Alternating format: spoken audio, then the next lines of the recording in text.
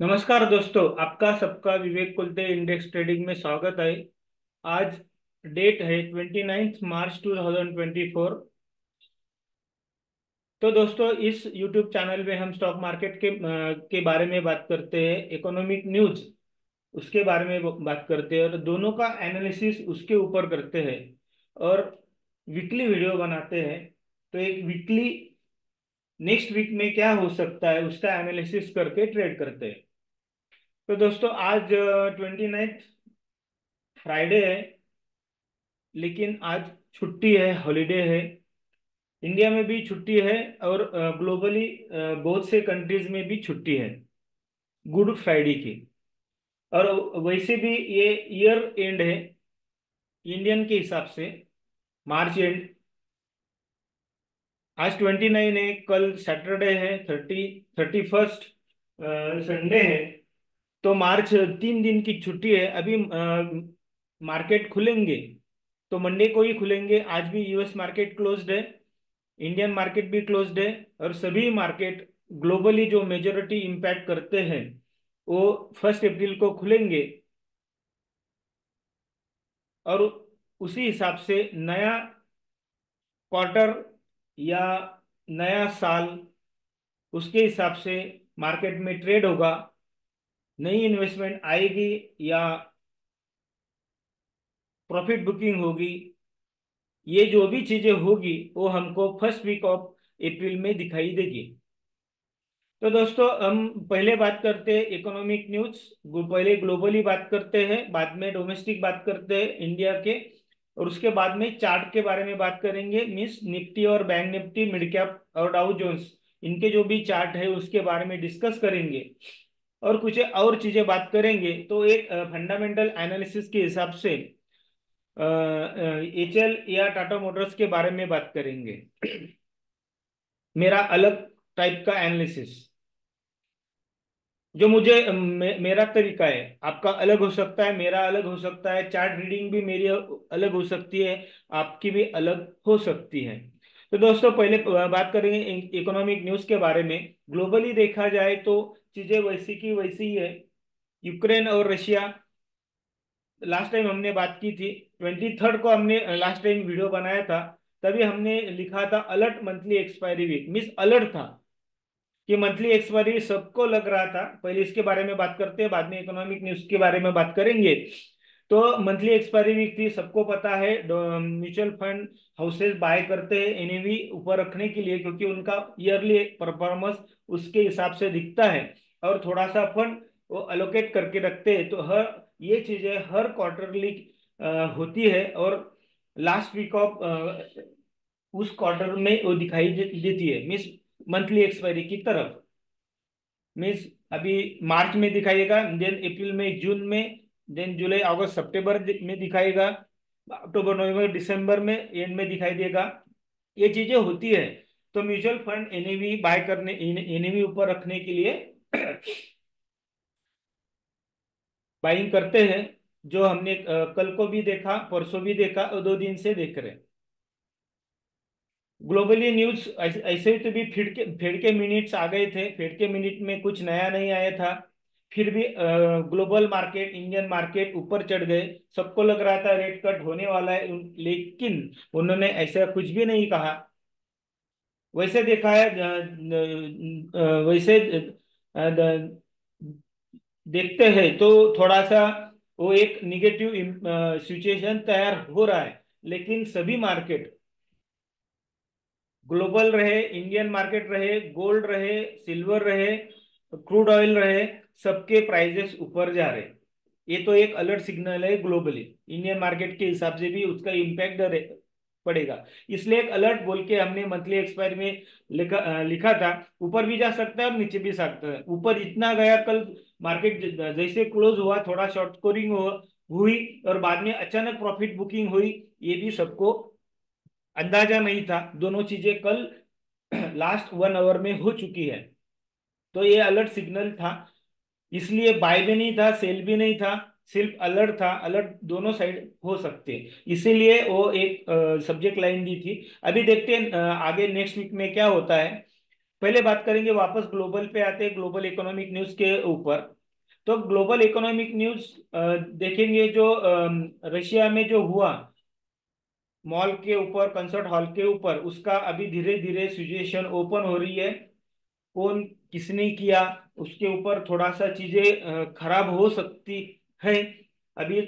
आज Friday, Saturday, Sunday, अगर कुछ एक्शन हो गया निगेटिव रशिया की तरफ से, तो थोड़ा मंडे को मार्केट में इसका इम्पैक्ट आएगा। अगर नहीं होता है, कुछ भी एक्शन नहीं होता है, तो मंडे को मार्केट पॉजिटिव खुलेंगे। वो ग्लोबली हमारा भी हो सकता है और ग्लोबली भी हो सकता है। तो वैसे देखेंगे तो सब चीजें वैसी के वैसी है। इन्फ्लेशन बढ़ रहा है, सभी सेंट्रल बैंक बोल रहे हैं कि इन्फ्लेशन नहीं बढ़ रहा है, लेकिन आप ग्रॉस रूट लेवल पे या लो लेवल पे जाके देखेंगे तो इन्फ्लेशन बढ़ रहा है। लेकिन इन्फ्लेशन कम करने के लिए उनके पास कुछ भी नहीं है, सिर्फ बोलने के बजाय हम करेंगे, वैसा करेंगे। तो इन्फ्लेशन को सब अभी धीरे धीरे भूल रहे हैं। जो भी निगेटिव न्यूज है, जो भी चीजें हुई है मिडल ईस्ट में, या यूक्रेन रशिया, या यूएस ईरान, जो भी है वो चीजें जैसी के वैसी ही है। नया कुछ पॉजिटिव उसमें दिखाई नहीं दे रहा है। तो इसकी वजह से सभी मार्केट उसको इग्नोर करके अपने ही चाल में चल रहे हैं। लेकिन जब भी कुछ भी बड़ा निगेटिव न्यूज आएगा, तो बड़ा इम्पैक्ट हो सकता है। यानी मानेंगे तो ऐसे बोल सकते हैं कि मार्केट को बहुत नीचे गिरने के लिए बहुत बड़ा निगेटिव न्यूज चाहिए। तो ग्लोबली कुछ नहीं हो रहा है। जो भी निगेटिव न्यूज आती है उसको मार्केट कंसिडर करके अपने ही धुन में ऊपर नीचे या ऊपर ही ऐसा चल रहा है। लेकिन जो ओवर वैल्यूड स्टॉक्स है, वो ग्लोबली रहे या डोमेस्टिक रहे, उनमें प्रॉफिट बुकिंग दिखाई दे रही है। एक्चुअल जिनका एक्चुअल बिजनेस है, जो आप फंडामेंटल एनालिसिस करते हैं, उसके हिसाब से जो है वो स्टॉक्स अभी भी ऊपर जा रहे हैं। जो ग्रोथ ओरिएंटेड स्टॉक्स है, ग्लोबली रहे, वो ऊपर जा रहे हैं। वही चीजें हमको डोमेस्टिक भी इंडिया मार्केट में दिखाई देती है। तो ग्लोबली नया कुछ भी नहीं है। नए साल में हमारे हिसाब से क्या होता है वो देखेंगे। हम अभी डोमेस्टिक में आते हैं। डोमेस्टिक में तो अभी हम पूरी तरह से इलेक्शन मोड में आ चुके हैं। इलेक्शन की मोड के हिसाब से नए नए चीजें हो रही है, और चीजें होंगी। 19 अप्रैल को पहला वोटिंग डे है। तो सबको, सबने वोटिंग करना चाहिए। कोई भी किसी का भी पार्टी का रहे, लेकिन वोटिंग करना चाहिए। अगर किसी को नहीं देना है, तो कम से कम नोटा को देना चाहिए, लेकिन वोटिंग करना चाहिए। इसलिए वो प्रोविजन रखी है। तो दोस्तों, डोमेस्टिक भी कुछ नहीं है। चीजें होती रहेंगी। सेंट्रल गवर्नमेंट की तरफ से नए नए इन्वेस्टमेंट प्लान डिक्लेयर होंगे। अपोजिशन पार्टी भी कुछ नए नए प्लान डिक्लेयर करेगी। कुछ ना कुछ माहौल खराब करने का, अच्छा करने का कोशिश होगा। उसके हिसाब से मार्केट में मूवमेंट देखी दिखाई देगी। इंपॉर्टेंट बात है, 15 अप्रैल के बाद रिजल्ट आने वाले। हम डोमेस्टिक पे ही बात कर रहे हैं। 15 अप्रैल के बाद रिजल्ट आएंगे। अगर रिजल्ट अच्छे नहीं आते, जो जिसके बारे में हम 15 दिन पहले वीडियो में बात की थी, अगर नहीं आते तो उसका इम्पैक्ट उसी स्टॉक्स में और उस स्टॉक का इंडेक्स में क्या वेटेज है, उसके हिसाब से इंडेक्स में हमें इफेक्ट दिखेगा। और एक बात है, अगर 19 को अगर वोटिंग कम होती है, वोटिंग परसेंटेज कम होती है, तो उसका भी इम्पैक्ट दिखेगा। अगर ज्यादा परसेंटेज होती है, तो भी इम्पैक्ट उसका दिखेगा दिखेगा हमको मार्केट में। मीन 19 को वोटिंग होगी, तो 20 या 21 जो भी रहेगा, कौन सा दिन आता है देख लेना, डेज कौन सा आता है, उसके के ऊपर हमको दिखाई देगा। ये ओवरऑल हम बात एक एनालिसिस कर सकते हैं। तो दोस्तों, इन बिटवीन ये जो आप स्क्रीन पे देख रहे हैं, ये टेलीग्राम चैनल है विवेक कोलते एनालिसिस। यहाँ पे लाइव अपडेट्स, जो भी इंपॉर्टेंट न्यूज है उसका एनालिसिस, स्टॉक के बारे में कुछ रहेगा तो उसके बारे में वो एनालिसिस पोस्ट करते हैं हम। पॉजिटिव निगेटिव जो भी रहे उसका बारे में बात करते हैं। दूसरा एक ग्रुप है विवेक कोलते चार्ट, मेरे नाम से ही ये सब कुछ मालूम होने के लिए नाम रखा है। वहां पे अगर आपका कोई भी क्वेरी रहेगा, एक चैनल है एक ग्रुप है, चैनल पे सिर्फ मैं पोस्ट कर सकता हूँ, ग्रुप में आप भी पोस्ट कर सकते हैं ओनली क्वेरी। जो भी अगर आपका इकोनॉमिक न्यूज भी आपके पास कुछ अच्छा रहेगा, जो इम्पैक्ट और सबको पता होना चाहिए, वो भी आप डाल सकते हैं। या आपकी कोई क्वेरी रहेगी वो भी पूछ सकते हैं। अगर किसी ने कोई क्वेरी पूछी तो आपके पास उसका कुछ सॉल्यूशन या आंसर अच्छी तरह से रहेगा व्यू, तो वो भी आप पूछ सकते हैं। ऐसा एक चैनल और एक ग्रुप है। अगर आपको अच्छा लगता है तो देखिए, ज्वाइन करिए, नहीं लगता है तो कुछ करने की जरूरत नहीं है। आपका एनालिसिस आपके पास, हमारा एनालिसिस हमारे पास, और सबका एनालिसिस सबके पास। तो दोस्तों अभी हम बात करेंगे, अभी ग्लोबली डोमेस्टिक इकोनॉमिक न्यूज उसके बारे में हमने बात की। हमने अब बात करते हैं चार्ट के ऊपर। चार्ट में हम इंडेक्स में बात करेंगे, निफ्टी बैंक निफ्टी। निफ्टी में और बैंक निफ्टी में हम फ्यूचर के बारे में बात करते हैं, कभी भी स्पॉट के बारे में बात करते नहीं है। डेली चार्ट पे बात करते हैं, कम से कम इंडिकेटर यूज करते हैं, कम से कम 3 मैक्सिमम 5। जो भी इंडिकेटर यूज करते हैं, आप भी जो ही करते हैं वही हम यूज करते हैं। कैंडलस्टिक पैटर्न फॉलो करते हैं, कुछ चार्ट पैटर्न बनते हैं उसको फॉलो करते हैं, और उसके हिसाब से एक weekly video, sorry weekly view बनाते हैं। तो दोस्तों लास्ट टाइम हमने 23 को वीडियो बनाया था। तो 23 ये था, अब स्क्रीन पे देखिए 21 दिख रहा है, और बाद में 22 है, और बाद में है 26 में। 26 मीन्स मंडे को छुट्टी थी और फ्राइडे को छुट्टी थी, तो तीनों दिन बीच में था, मीन्स मंगलवार बुधवार और गुरुवार। तो मंगलवार को मार्केट खुला नीचे, लेकिन सडनली बाइंग आ गई विद इन 15 मिनट्स मार्केट खुलने के बाद। और उसके बाद में बुधवार और गुरुवार को शॉर्ट कवरिंग हो गई, और लास्ट आधे घंटे में थोड़ी सी प्रॉफिट बुकिंग आ गई। दोनों चीजें सब कुछ हो गए। अगर आप देखते हैं मंगलवार बुधवार गुरुवार को तीनों को, तीन कैंडलस्टिक देखते हैं, तो नीचे से बाइंग भी दिखती है और ऊपर से सेलिंग भी दिखती है, दोनों चीजें हुई। मीन्स कॉल वाले भी शॉर्ट हो गए, ट्रैप हो गए, और पुट वाले भी शॉर्ट हो गए। इसमें ज्यादा से ज्यादा नुकसान किसका होता है? जो शॉर्ट करते हैं, कॉल शॉर्ट या पुट शॉर्ट, उनको ही ज्यादा होता है। बाय करने वाले इसमें निकल जाते हैं, अगर पेशेंस है वो तो निकल जाते हैं। ऐसा अभी तक का एक्सपीरियंस है। लेकिन जब जब भी ऐसा वोलेटाइल होता है, तो जो शॉर्ट सेलर रहते हैं वही फंस जाते हैं, और उसका इन्हें भी बहुत, क्योंकि उनके कॉन्ट्रैक्ट बहुत रहते हैं, जनरली देखा गया हो इसके हिसाब से। तो दोनों चीजें हुई। मिस अलर्ट हमने जो सब्जेक्ट दिया था, तो सब अलर्ट के हिसाब से ये कैंडलस्टिक देखेंगे तो ये अलर्ट ही था, क्योंकि एक वन डायरेक्शन नहीं था, ऊपर नीचे, और दोनों को ट्रैक किए। इन बिटवीन हमको, अगर 100% कोई प्रॉफिट कमा रहा है, तो हम 30 या 40 या 50% प्रॉफिट कमा सकते हैं। ऐसी हमारी स्ट्रैटेजी होनी चाहिए। तो दोस्तों अभी अभी चार्ट के बारे में बात करते हैं। लास्ट टाइम हमने बात की थी, ये जो ब्लू लाइन निकाली थी, और ये जो बड़ा ऊपर का पैरेलल लाइन से, पैरेलल लाइन का ऊपर का लाइन, और ये ब्लू लाइन, ये हमने राइजिंग वेज बताया था। राइजिंग इसके हिसाब से ब्रेकडाउन भी आया, मार्केट ने नीचे सपोर्ट भी लिया, और सपोर्ट लेने के बाद वापस राइजिंग वेज को रीटेस्ट किया है। बराबर है, राइजिंग वेज को रीटेस्ट किया। तो अगर मंडे को क्या होता है, अगर ये देखो, ये फ्यूचर वैल्यू है मार्च की। अभी अप्रैल की फ्यूचर की वैल्यू कितना दिखाती है, यहाँ पे नहीं दिखा रहा है चार्ट पे, लेकिन मैं बोलता हूँ 22,464 यहाँ पे अप्रैल फ्यूचर क्लोज हुआ है। तो अगर मार्केट मंडे को इस ब्लू लाइन के ऊपर, मीन्स देखो, ये ब्लू लाइन पे आती है 22,400, पकड़िए, अगर 22,400 के ऊपर खुलता है फ्यूचर की वैल्यू, तो निफ्टी 22,600 को टच करने के लिए, means life time ATM high को टच करने के लिए जाएगा। वो मंडे और ट्यूसडे दोनों दिन में ही जाएगा, वो बुधवार गुरुवार नहीं दिखाएगा। अगर नहीं होता है तो इंडेक्स वापस, ये जो बीच में का देखो, ये बड़ा अप ट्रेंड चैनल है, बराबर है, और ये दूसरा नीचे से आया हुआ अप ट्रेंड चैनल का टॉप लाइन है। दोनों अगर थोड़ा सा जूम इन करता हूं, तो क्या होता है, दिखता है ये एक बड़ा ये पैरेलल चैनल है, ये नीचे से आया हुआ है। तो निफ्टी खड़ा है नीचे से आया हुआ अप ट्रेंड चैनल के टॉप लाइन के, और ये दूसरा अप ट्रेंड चैनल के जो सेंट्रल लाइन है उसके ऊपर है। वैसे देखा जाए तो निफ्टी बुलिश है, लेकिन नीचे से पीछे से आया हुआ जो अप ट्रेंड चैनल है उसके टॉप लाइन पे खड़ा है।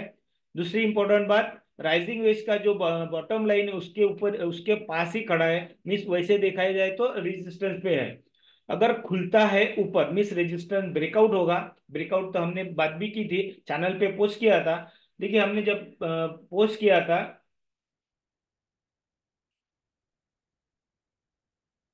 यहाँ पे पोस्ट किया था निफ्टी अबोव ब्रेकआउट, तभी था 22,432। उसके बाद में 100 पॉइंट मीन्स 22,540 या 545 तक निफ्टी गया था। 1 बजे के बाद मीन्स 3 बजे तक तो उतना 100 पॉइंट चढ़ा था, क्योंकि ब्रेकआउट दिखता है।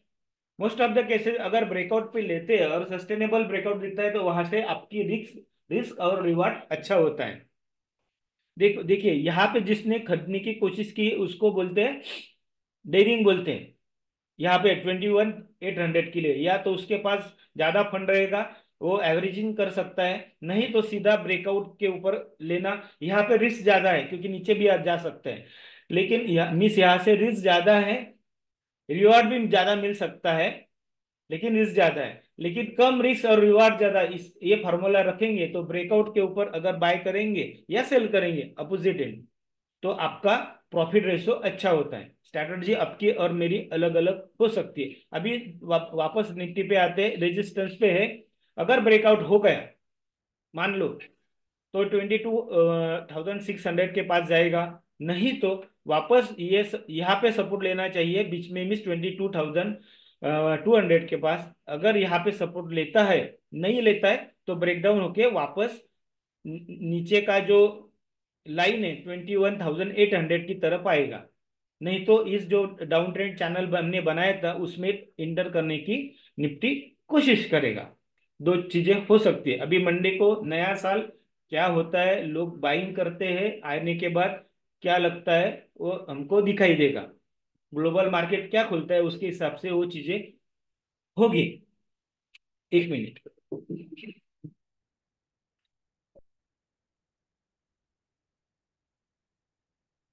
होल्ड करना जरा।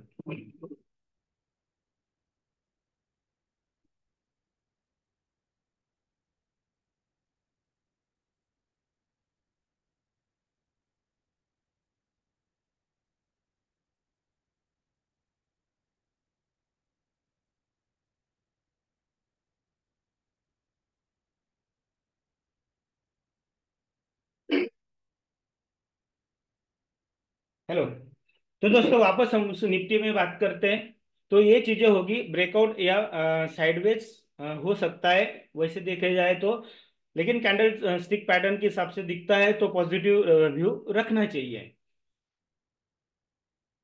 अगर ये जो पैटर्न है, अगर राइजिंग वेज का पैटर्न फेल्यूर होता है, नीचे नहीं जाता है, तो बड़ा निफ्टी में ब्रेकआउट आएगा तो निफ्टी जाएगा 23,000 की तरफ। क्योंकि जब पैटर्न फेल्यूर होते हैं तो पैटर्न फेल्यूर का जो अपोजिट साइड रहता है वो बहुत जोर से मिस फास्टली आता है। ये चीजें याद रखना। अगर आरएसआई देखेंगे तो आरएसआई भी 50 के ऊपर अभी दिखाई दे रहा है। तो दोस्तों ये रहा निफ्टी का। अभी हम बैंक निफ्टी के बारे में बात करते हैं। तो बैंक निफ्टी खड़ा है रेजिस्टेंस के पास, और बैंक निफ्टी खड़ा है सपोर्ट के ऊपर। बैंक निफ्टी का अभी मंथली एक्सपायरी अभी बुधवार को ही होगा, और निफ्टी का होगा गुरुवार को। ये हर हर महीने होगा। तो बैंक निफ्टी का एक्सपायरी बुधवार को हो चुका था, फ्लैट क्लोज हुआ था, लेकिन गुरुवार को बैंक निफ्टी भी गैप अप से खुला और कैंडल स्टिक क्या बनाई, दोजी बनाई। मिस कंफ्यूज है, बैंक निफ्टी ऊपर जाना चाहिए नीचे जाना है, लेकिन बैंक निफ्टी का देखो ये अप ट्रेंड चैनल है, उसके सेंटर लाइन के नीचे ही क्लोज हुआ है, लेकिन बॉटम लाइन से ऊपर क्लोज हुआ है। ये जो पीछे से आया हुआ ये जो चैनल दिख रहा है उसके सेंटर लाइन के ऊपर खुला है, क्लोज हुआ है, लेकिन दोजी है। तो बैंक निफ्टी को डायरेक्शन चाहिए निफ्टी की तरफ से। अगर निफ्टी में ब्रेकआउट मिलता है तो बैंक निफ्टी भी ऊपर जाएगा। कहाँ तक रेजिस्टेंस लेगा, देखो ये जो ब्लू लाइन हमने पीछे से आई हुई निकाली है, वहां पे रेजिस्टेंस ले सकता है। देखो एक बार रेजिस्टेंस लिया नीचे आया, और वापस वहां पे जाने की कोशिश करेगा। अगर वहां पे ब्रेकआउट मिलता है तो 50,000 की तरफ बैंक निफ्टी जाएगा। इंपॉर्टेंट बात है, बैंक निफ्टी का डायरेक्शन सिर्फ और सिर्फ निफ्टी के ऊपर रहेगा। अगर निफ्टी नीचे खुलता है तो बैंक निफ्टी वापस ये जो गैप बना है उसको फिल करने के लिए नीचे आएगा। सपोर्ट देखिए, ये जो अप ट्रेंड चैनल का बॉटम लाइन है वहां पे लेने की कोशिश करेगा, नहीं तो वापस ये भी ऊपर जाने की कोशिश करेगा। इसमें रेजिस्टेंस और सपोर्ट की बात करेंगे। देखो ये अगर ऊपर खुलता है तो बैंक निफ्टी का रेजिस्टेंस है 40,000, 48,400 की तरफ आता है, और सपोर्ट 46,700 की तरफ आता है। मीन्स बैंक निफ्टी में सपोर्ट रेजिस्टेंस बहुत ऊपर, बहुत बड़े बड़े है, क्योंकि वो सेंटर की नियरली सेंटर पे क्लोज हुआ है। मीन्स कहाँ पे भी जा सकता है और डायरेक्शन लेगा निफ्टी की तरफ से, बैंक निफ्टी को डायरेक्शन नहीं है। इंपॉर्टेंट बात है, नेक्स्ट वीक में आरबीआई पॉलिसी भी है। आरबीआई पॉलिसी तक मेरे ख्याल से बैंक निफ्टी साइडवेज हो सकता है, इतना ज्यादा मूवमेंट नहीं देगा जितना निफ्टी देगा कंपैरिजन में। अगर आरबीआई पॉलिसी के दिन कुछ ना कुछ बड़ा मूवमेंट बैंक निफ्टी में आ सकता है, वो पॉजिटिव भी हो सकता है, निगेटिव भी हो सकता है, क्योंकि इंटरेस्ट रेट तो कट होने वाले नहीं है। वो तारीख पे तारीख आपको पता है, उसके हिसाब से वो 2 साल से चल रहा है, 1.5 या 2 साल से रेट कट करेंगे। लेकिन मेरा कहना है, मेरा व्यू ऐसा है कि इन्फ्लेशन जैसे बढ़ रहा है उसके हिसाब से लगता है जब भी रेट, इंटरेस्ट रेट चेंज करने की उनको नौबत आएगी, अभी करना है तो इंटरेस्ट रेट बढ़ाना चाहिए, कम नहीं करना चाहिए, बढ़ाना पड़ेगा उनको। चाहिए नहीं बोलेंगे, उनको बढ़ाना पड़ेगा। कम नहीं करेंगे, बढ़ाना पड़ेगा। देखते हैं क्या होता है, हो सकता है अलग भी हो सकता है। तो बैंक निफ्टी का सपोर्ट और रेजिस्टेंस हमने बात की, क्लियरली सब कुछ दिखता है। हम अभी मिड कैप के बारे में बात करेंगे।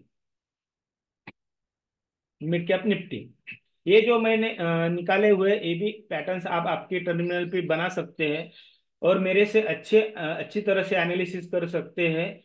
और मेरा एनालिसिस आपका एनालिसिस मैच होता है तो और किसी को जिसको फॉलो करते होंगे उनका सबका एनालिसिस जैसे ही मैच होता है, उसको परसेंटेज वाइज आप डायरेक्शन निकालते सकते हैं, वो इंडेक्स में रहे या स्टॉक्स में रहे, जैसी आपकी स्ट्रेटजी। अभी देखो बैंक निफ्टी मिड कैप में, निफ्टी मिड कैप में नीचे आने के बाद जो पीछे से आया हुआ अप ट्रेंड चैनल था, उसके बीच में का भी सेंटर लाइन पे मिड कैप निफ्टी क्लोज हुआ है। मिड कैप निफ्टी में भी ऊपर और नीचे जैसे बैंक निफ्टी है वैसे मिड कैप निफ्टी का चार्ट जैसे कि थोड़ा सा वैसे ही है।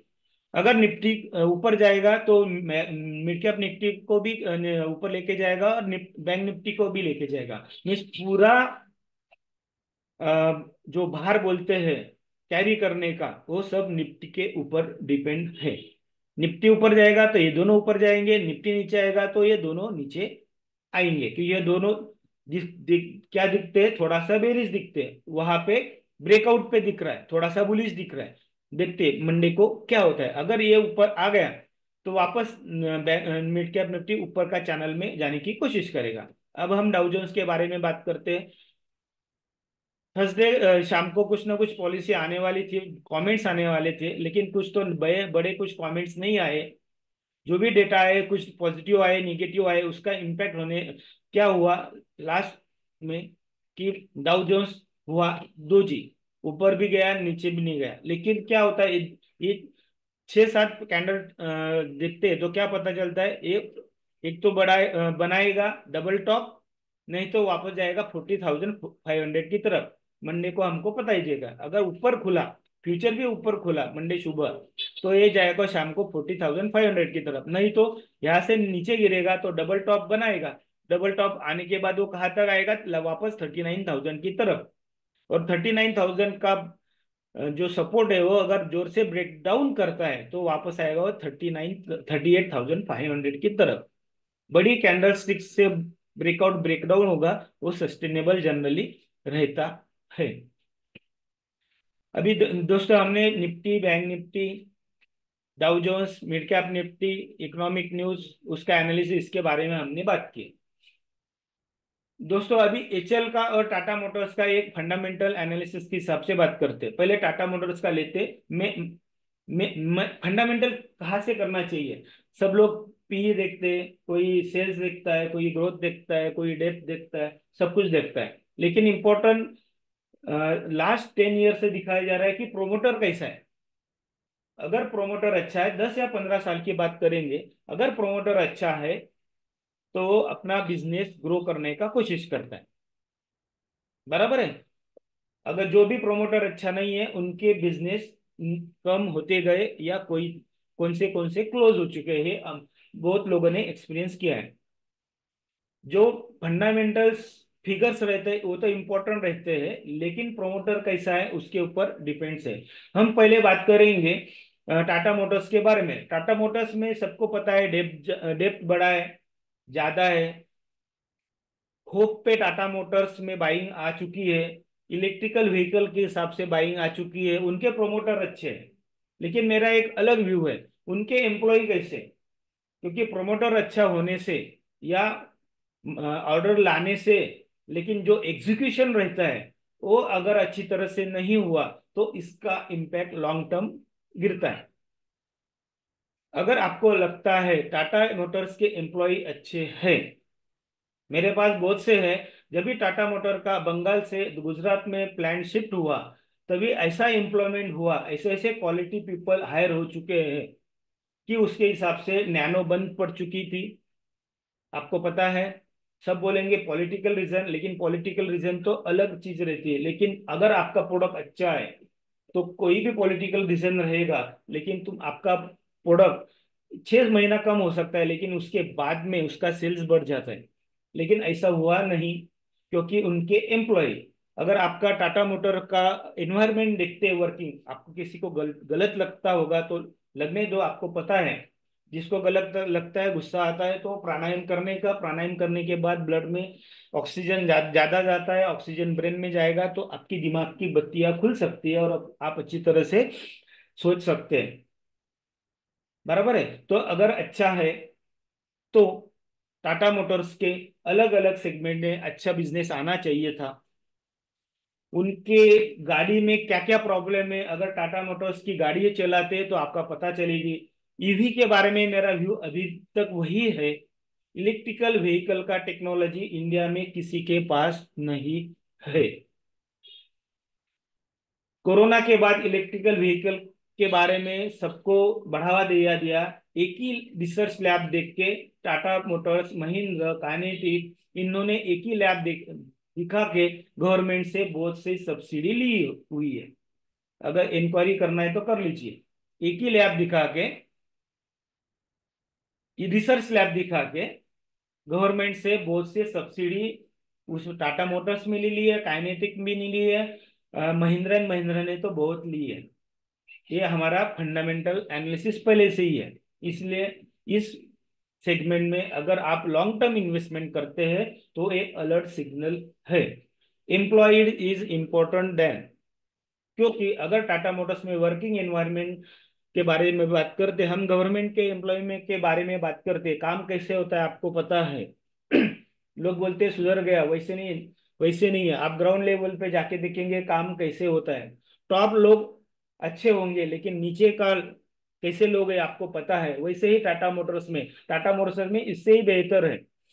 तो ये चीजें फंडामेंटल एनालिसिस हिसाब से देखेंगे तो टाटा मोटर्स में इन्वेस्टमेंट नहीं करना चाहिए। लॉन्ग टर्म के बारे में बात कर रहा हूँ। शॉर्ट टर्म में आप टेक्निकल चार्ट के हिसाब से ट्रेडिंग कर सकते हैं, लेकिन लॉन्ग टर्म में वो चीजें अच्छी नहीं है, अभी भी अच्छी नहीं है। मान लो 200 से 1000 हो गया, बोल बोल के किसी बिजनेस चैनल पे, आपको भी पता है, नाम भी ले सकते हो कभी ना कभी। जो, क्योंकि हम बात करते जो है वो है, तो उसके हिसाब से नहीं करना चाहिए। ऐसा एनालिसिस आप करेंगे तो अब हर एक कंपनी में आप लॉन्ग टर्म के हिसाब से अच्छी तरह से इन्वेस्ट कर सकते। ओनली प्रोमोटर अच्छा होना नहीं होना चाहिए ऐसा नहीं है, जो एम्प्लॉय लोग रहते हैं वो भी अच्छे होने चाहिए, क्वालिफाइड या इफिशिएंट होना चाहिए। एसबीआई के बारे में हमने देखा, CJI, chief justice of India, supreme court बार बार उनको इलेक्टोरल बॉन्ड के हिसाब से चीजें मांग रहा था, लेकिन वो कुछ ना कुछ डिफिशियंसी रख के सबमिट कर रहे थे डेटा। मीन्स एसबीआई के एम्प्लॉय इफिशिएंट है, एसबीआई का चेयरमैन इफिशिएंट है, ऐसा बिल्कुल नहीं है। प्राइवेट में जो लोग काम करते हैं अच्छी कंपनी में, सबको पता है। तो ये चीजें इंपॉर्टेंट रखती है। पहले ओनली फंडामेंटल एनालिसिस में रेशो देख के, प्रॉफिट देख के एनालिसिस होता था, बाद में प्रोमोटर देख के। लेकिन अभी यहाँ तक नौबत आ चुकी है। अगर आपको लॉन्ग टर्म लेना है तो, नहीं तो लॉन्ग टर्म 15 साल 20 साल के लिए लेके रखेंगे, बाद में इतनी दिक्कत आएगी तो निकल ही नहीं पाएंगे। ऐसी चीजें बहुत लोगों से हो चुकी है और अभी भी हो सकती है। वापस एचएल में आते हैं। एचएल में देखिए, वो एचएल में ऐसी चीजें, ओनली ऑर्डर मिल रहे, ऑर्डर मिल रहे, ऑर्डर मिल रहे, एग्जीक्यूशन का अभी भी कुछ भी नहीं है। अलग अलग देशों से जो प्लेन के लिए ऑर्डर मिले, तेजस के लिए मिल रहे हैं। गुस्सा नहीं आना चाहिए, जो फैक्ट बोल रहा हूँ। अभी तक तेजस का एक्चुअल एग्जीक्यूशन या परफॉर्मेंस दिखाई नहीं दिया गया है। तेजस का जो भी रहे, टेक्निकली आप बोलते हैं कैपेसिटी, लेकिन लिमिटेशंस है। इंपॉर्टेंट बात नहीं है, ऑर्डर मिल गए, अभी एग्जीक्यूशन का टाइम आएगा। एग्जीक्यूशन अगर अगर अच्छा नहीं हुआ, आपको दिखता है वो 3000 के ऊपर जो स्टॉक्स, वो 300 तक आ सकता है, अगर एग्जीक्यूशन अच्छा तरह से नहीं हुआ। वही बात है, एचएल का जो भी हेड रहेगा, चेयरमैन गवर्नमेंट ही है, वो कितना भी अच्छे सोचेंगे, लेकिन एचएल का एम्प्लॉइज, आपको पता है बेंगलोर में बहुत से है। देन नासिक में, मैं नासिक से हूँ तो नासिक में भी एचएल कंपनी बहुत है। इंपॉर्टेंट बात है एनालिसिस के हिसाब से, मेरे फ्रेंड्स बेंगलोर में भी काम करते हैं और नासिक में भी काम करते हैं। उनकी इंटरनल रिपोर्ट के हिसाब से एम्प्लॉयमेंट कैसा हुआ था 2000 में। 2000 में लालू यादव केंद्रीय मंत्री थे, तभी बहुत से एनसीएल में वैकेंसीज निकले 2000 के बाद। और बिहार यूपी की जो भी यूनिवर्सिटीज की लड़के बच्चे पैदा, सॉरी, पास हुए थे डिग्री या डिप्लोमा, सबको 70-80% मार्क्स दिए गए और सब एचएल में एम्प्लॉय भर्ती हो चुके हैं। उनकी क्वालिटी क्या है, लोगों को बुरा लगेगा, लेकिन उनकी क्वालिटी क्या है, इफिशिएंसी क्या है, अब जब भी मिलते हैं, जब बात करते हैं, तभी पता चलता है। पॉलिटिकली भर्ती हुए हैं, उनकी कैपेबिलिटी भी नहीं थी। उन 70-80% उनके मार्कशीट पे दिखते हैं, उनको डायरेक्ट एम्प्लॉयमेंट हो चुकी है। ज्यादा परसेंटेज की बात कर, मीन्स 100 एम्प्लॉय लेने हैं तो 60-70% ऐसे ही लोग भर्ती हुए, वो बेंगलोर में रहे या नासिक में रहे। अगर ऐसा एम्प्लॉय अगर होता है तो प्रोमोटर या ऊपर का आदमी कितना भी इफिशिएंट रहेगा, नीचे वाले अगर ऐसे रहेंगे तो आउटपुट प्रोडक्ट अच्छा नहीं होगा। इसलिए एचएल में अगर इन्वेस्टमेंट करना है तो एचएल का जब भी एग्जीक्यूशन होगा, एक्चुअली ऑर्डर जब भी कंप्लीशन में आएगा, परफॉर्मेंस होगा, तभी उसका एक्चुअल आउटपुट निकलेगा। नहीं तो 3000 का स्टॉक 300 आने में कुछ भी समय समय नहीं लगा सकता है। तो अगर आप ऐसे ही दूसरे स्टॉक के बारे में एनालिसिस करते हैं इन डेप्थ, तो आप लॉन्ग टर्म में इन्वेस्टमेंट कर सकते हैं। शॉर्ट टर्म की बात अलग होती है, लॉन्ग टर्म की बात अलग होती है। ये मेरा एनालिसिस ऐसा होता है। एचएल में मैंने बाय दिया है क्या, ऐसा नहीं है, बहुत बार बाय भी दिया है। टाटा मोटर्स में भी बाय दिया था लास्ट महीने में, हमने 15% प्रॉफिट भी उसमें कमाया है। वो शॉर्ट टर्म ट्रेड अलग रहते हैं, लेकिन मैं लॉन्ग टर्म की बात करो, क्योंकि most of the cases query आती है बिजनेस चैनल पे, वही बहुत क्वेरी पूछते हैं। बोलते हैं लॉन्ग टर्म है, लॉन्ग टर्म है, कितने वेट करेंगे, 2 साल 3 साल 5 साल, उनके लिए है। कहाँ तक आपने रिसर्च करना चाहिए उसके बारे में बात कर रहा हूँ। इससे भी अच्छे एचएल और टाटा मोटर से भी अच्छे अच्छे स्टॉक आपको मिल सकते हैं। अभी एक न्यूज मैं अभी वापस यहाँ पे डालता हूँ। अंबुजा सीमेंट के बारे में पोस्ट किया था, और बाद में हिंदाल्को के बारे में बात की थी। हिंदाल्को में इलिट वेव पैटर्न 3 दिखाई देता है। 560 पे क्लोज होना चाहिए, तो 560 के पास ही क्लोज हुआ है। अभी मंडे को देखते, अगर ऊपर ही करता है वो 830 यहाँ पे जा सकता है। अगर इलिट वेव का आप पैटर्न स्टडी करते तो आपको पता चलेगा। डेली पे लगा दीजिए। दूसरा है अंबुजा में। अंबुजा में क्यों है, अंबुजा में अदानी ग्रुप ने जो वारंट्स थे उन्होंने उनको शेयर्स में कन्वर्ट कर दिया और उनका जो होल्डिंग हो गया 66%। अगर किसी प्रोमोटर जो सब अदर सेक्टर में ग्रो कर रहा है और वो 66% अगर उसमें होल्डिंग होती है तो मान लेना वो उस कंपनी की परफॉर्मेंस अच्छी करने की कोशिश करेगा। अगर सेगमेंट सेक्टर में देखते हैं, रिसेंट उनके लास्ट क्वार्टर में रिजल्ट अच्छे नहीं आए थे, उसके पहले अच्छे रिजल्ट आए थे। अगर नेक्स्ट क्वार्टर के अच्छे आते हैं तो अंबुजा सीमेंट ऊपर बहुत ऊपर जाएगा। फंडामेंटल एनालिसिस की सब से देखेंगे। मैं सिर्फ प्रोमोटर के बारे में उनका मेरे पास डेटा है। एम्प्लॉय की हिसाब से देखेंगे वो डेटा मेरे पास नहीं है। ये लॉन्ग टर्म के लिए नहीं है। लॉन्ग टर्म के चार्ट और इन्वेस्टमेंट वो एक तो टेक्नोलॉजी या बिजनेस और सबका ये सब चीजें मैंने जो बोली इसके हिसाब से होती है। इलेक्ट्रिकल व्हीकल के बारे में 15 अप्रैल के बाद एक स्टॉक दूंगा। जो कंपनी इलेक्ट्रिकल व्हीकल में बहुत से अलग तरीके से काम कर रही है उसके बारे में 15 अप्रैल के बाद बताने वाला हूँ। जो लोग बोलते हैं वही नहीं है, थोड़ा सा अलग है, कुछ ना कुछ काम चल रहा है। तो दोस्तों ये मेरा एनालिसिस है, फंडामेंटल एनालिसिस का है। बहुत लोगों को टाटा मोटर्स और एचएल के बारे में बोला, बहुत गुस्सा आया होगा। तो लेकिन जो है वो है, जो फैक्ट है वो फैक्ट है।